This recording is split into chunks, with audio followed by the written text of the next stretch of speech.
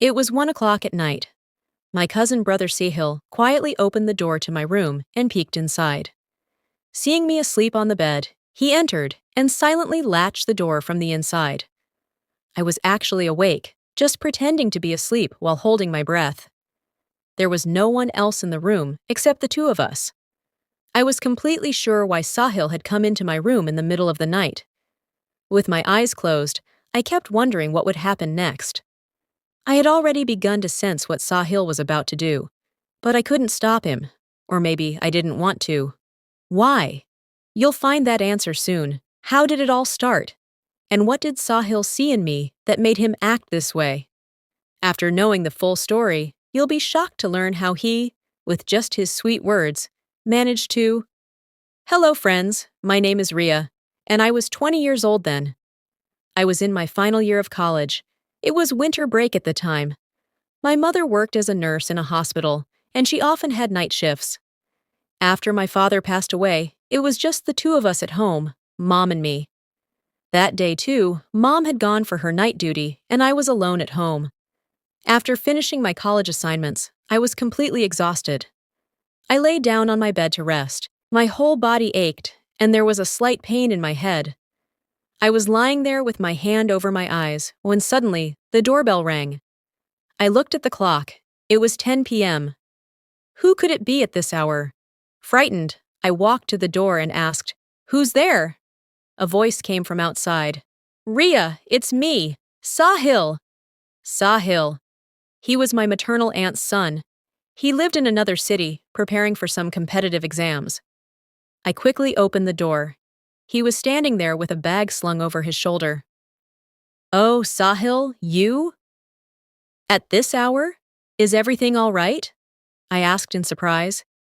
He smiled and said, "Yeah, everything's fine. I just wanted to give you a surprise. Thought I'd come visit you and Aunt since I've got holidays." I said, "Mom's on duty right now." He replied, "That's okay. I'll meet her tomorrow." He came inside and sat on the sofa. "I'll get you some tea," I said, heading toward the kitchen. But he followed me in and said, "Leave it, Ria. Why trouble yourself? I'll make it myself. And listen, I'll prepare a special herbal tea for you. It'll help you relax." I was tired after all, so I said, "All right." His words were always so gentle. He was 2 years older than me and had always taken great care of me. Honestly, people are lucky to have a brother like him. He handed me the tea. It really did taste wonderful. The moment I drank it, a strange calmness came over me. After finishing, I put down the cup and got up to go to bed. Sahil said, "Come on, let me give you a head massage. You look really exhausted." He sat beside me on the bed and began running his fingers through my hair. It felt so comforting. Gradually, I drifted into such a deep sleep that I lost all awareness. The next morning, when I opened my eyes, my head felt heavy. I looked at the clock. It was 11 a.m. I sat up in shock. I had never slept that long before. Mom had probably come back from her night shift and was sleeping in the other room. As soon as I got out of bed, I felt dizzy. Everything went dark before my eyes, and I had to hold onto the wall for support. After freshening up, I came outside. Sahil was making breakfast. He smiled when he saw me and said, "You're up, Gudia? Look, I made parathas for you." Just then, Mom came out too. She was so happy to see Sahil. She said, "I'm so glad you came, Sahil. Ria stays home alone, and I worry about her a lot. Now that you're here, I'll feel more at ease." Sahil touched her feet and said, "Mousie, don't worry. Ria is my responsibility." Mom trusted both of us completely. But I had noticed that over the past few days, Sahil had been getting a bit too close to me. Ever since he'd come, he'd started caring for me a lot. If I sat down to study, he'd bring me coffee. At night, he'd prepare tea and say, "This will reduce your stress and help you sleep better." I used to refuse, but he'd insist, "Come on, just drink it. I care so much for you, it's my right to help you feel at peace." I would quietly drink it. But one night, what happened shook me to the core. Could Sahil really do something like that? That night, I was sleeping in my room. Mom was at the hospital. After drinking that same tea, I fell into a deep sleep again. At midnight, I felt as if someone was standing beside my bed. That person was gently stroking my face. I was half asleep, but my mind was awake. I tried to open my eyes in panic, but they wouldn't open. The room was drowned in darkness. I caught a strong whiff of perfume, not Sahil's fragrance. This was someone else. Then I heard whispers, more than one person, as if a few people were sitting beside my bed, talking softly. Fear gripped me. I tried to move, but my body wouldn't respond. My breathing grew faster with terror. I wanted to get up and turn on the light, but I couldn't move. It felt as if I had been paralyzed. I don't remember what happened after that. When I opened my eyes in the morning, my whole body ached as if I had been beaten badly. On the bedside table lay a cheap bottle of perfume. I felt strange.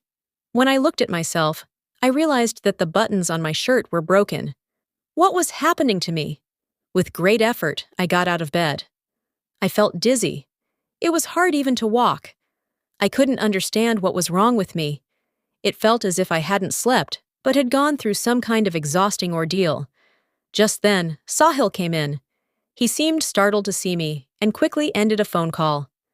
Coming closer, he asked, "What happened, Ria? You don't look well." "Your face looks so pale." I showed him the perfume bottle and asked, "What is this doing in my room?" He looked nervous, but then quickly composed himself and said, "Oh, that? I must have left it here by mistake. A friend of mine came over yesterday. It's his. I thought you might like the scent." Something about his behavior started to feel strange to me. That evening, when Mom wasn't home, some of Sahil's friends came over. They were older than him and kept staring at me in a way that made me deeply uncomfortable, like they were devouring me with their eyes. Sahil asked me to make tea for them.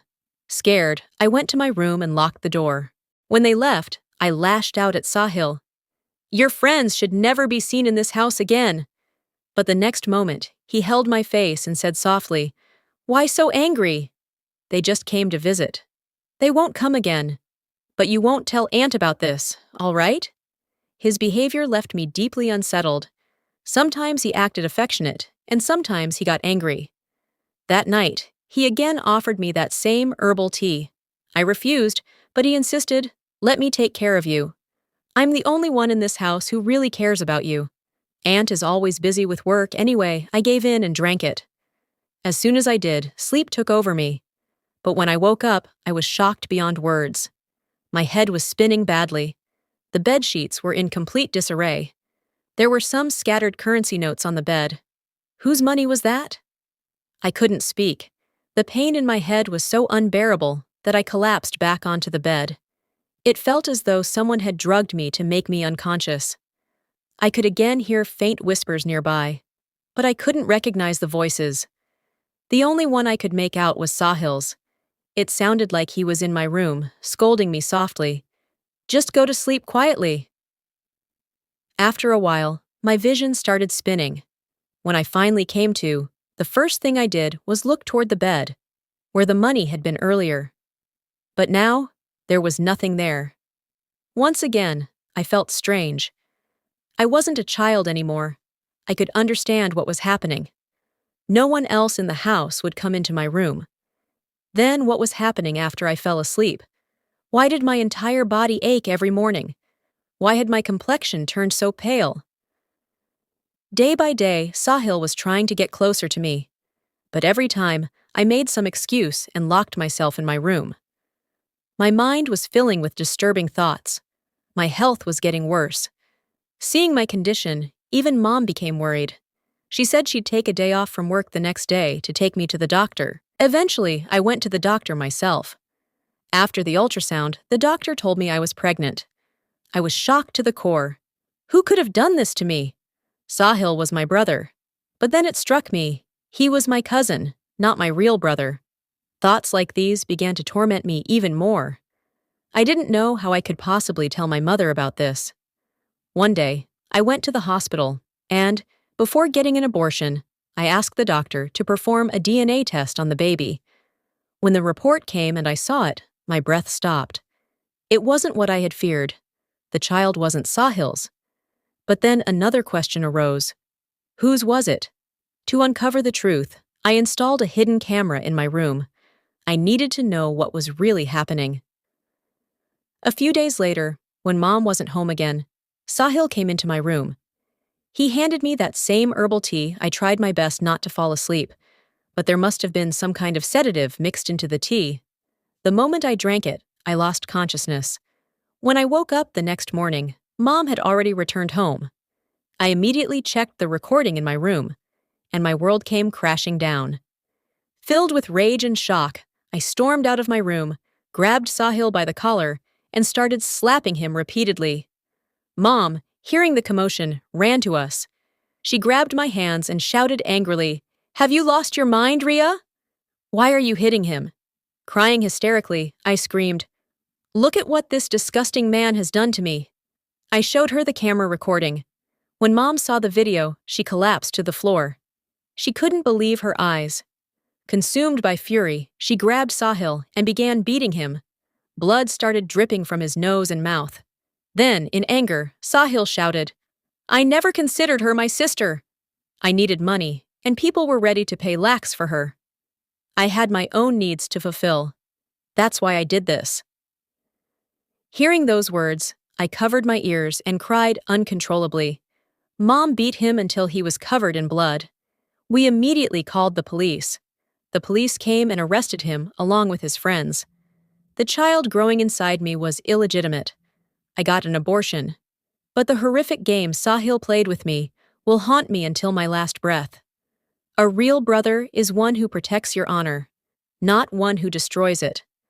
Leaving a young daughter alone under the care of a male relative is a huge mistake, because such evil men are always waiting for the chance to destroy the dignity of an innocent and helpless girl. I want to tell everyone listening or reading my story, always protect your daughters. Keep them safe, and never leave them alone with distant relatives or strangers. In this whole incident, who do you think was truly at fault?